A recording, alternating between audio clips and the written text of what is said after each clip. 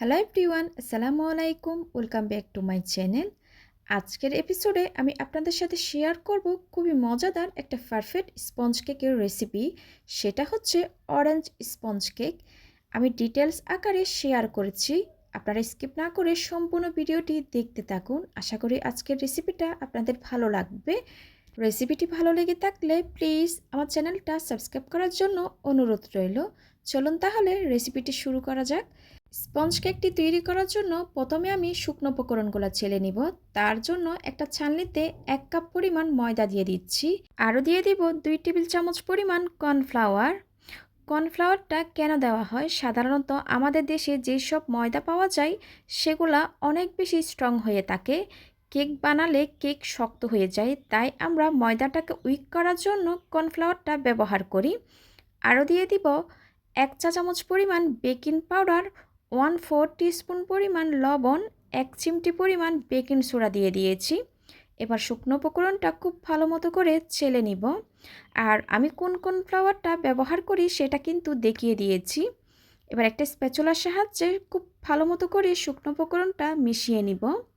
শুকনো উপকরণটা মিশিয়ে নেওয়া হয়ে গেলে এক পাশে ঢেকে রেখে দিব। অন্য একটা পাত্রে রুমের স্বাভাবিক তাপমাত্রায় 4টা ডিম নিয়ে নিচ্ছি। ডিমের কুসুম আর সাদা অংশটাকে এভাবে করে আমি আলাদা করে নিব। এবার কুসুমটাকে এক পাশে ঢেকে রেখে দিব।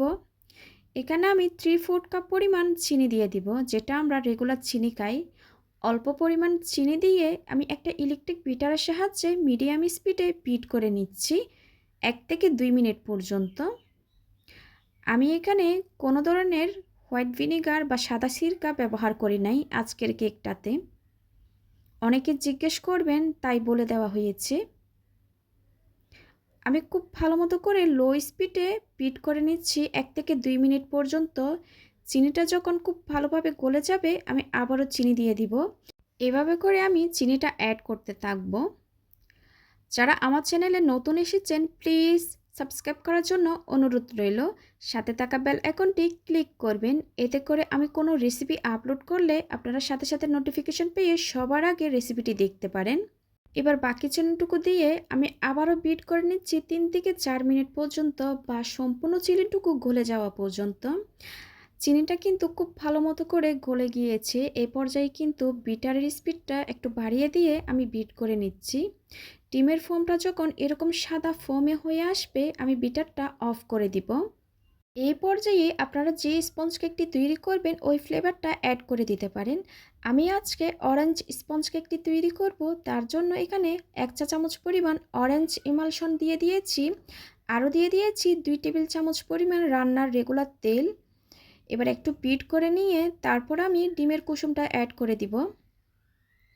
ডিমের কুসুমটা দিয়ে দেওয়ার পর আমি 10 থেকে 15 সেকেন্ড বিট করে নেব। এর চেয়ে কিন্তু বেশি বিট করতে যাব না, ওভার বিট করলে ডিমের ফোমটা বসে যাবে। বিট করা হয়ে গেলে আমি বিটারটা অফ করে একপাশে রেখে দিব। এবার আগে থেকে চেলে রাখা শুকনো উপকরণগুলো আমি আরেকবার চেলে দিয়ে দিব। অনেক সময় কিন্তু আমি এই শুকনো উপকরণটা 2 থেকে 3 বার করে চেলে দিই, এতে করে স্পঞ্জ কেকটি খুব ভালো হয়। এবার অল্প পরিমাণ শুকনো উপকরণ দিয়ে একটা বিটারের কাটার সাহায্যে শুকনো উপকরণটা আমি আলতো হাতে মিশিয়ে নিচ্ছি।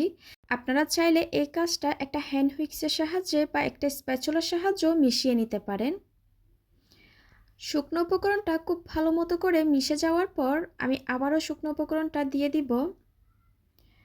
আবারও খুব আলতো হাতে ফোল্ড করে করে আমি মিশিয়ে নিচ্ছি। এই পর্যায়ে কিন্তু তাড়াহুড়া করা যাবে না, খুব আলতো হাতে মিশিয়ে নিতে হবে। তাড়াহুড়া করতে গেলে কিন্তু ডিমের ফোমটা বসে যাবে, তখন কেকের বেসটা একদমই ভালো হবে না। আমি আপনাদেরকে দেখিয়ে দিচ্ছি ব্যাটারের ঘনত্ব কীরকম হবে, ঠিক এরকমই হবে। এবার 8 ইঞ্চ একটা মোল্ডে সম্পূর্ণ ব্যাটারটা ঢেলে নিব। আমি একটা মোল্ডে লিকালিকির কাগজ বিছিয়ে দিয়েছি। মোল্ডে কিন্তু কোনো ধরনের বাটার বা তেল ব্রাশ করি নাই। আমি এই পর্যায়ে কিন্তু ওভেনটা 160 ডিগ্রিতে প্রিহিট করতে দিয়ে দিয়েছি 10 মিনিটের জন্য। এবার মোল্ডটা একটু ট্যাপ করে ওভেনে বেক করে নিব 25 থেকে 30 মিনিটের জন্য। এক এক ওভেনের তাপমাত্রা কিন্তু এক এক রকম, এটা আপনাদেরকে বুঝিয়ে দিতে হবে। আর আপনারা যদি চুলায় করতে চান, আমার অনেকগুলো রেসিপি কিন্তু দেওয়া আছে আমার চ্যানেলে, চাইলে ওইখান থেকেও দেখে নিতে পারেন।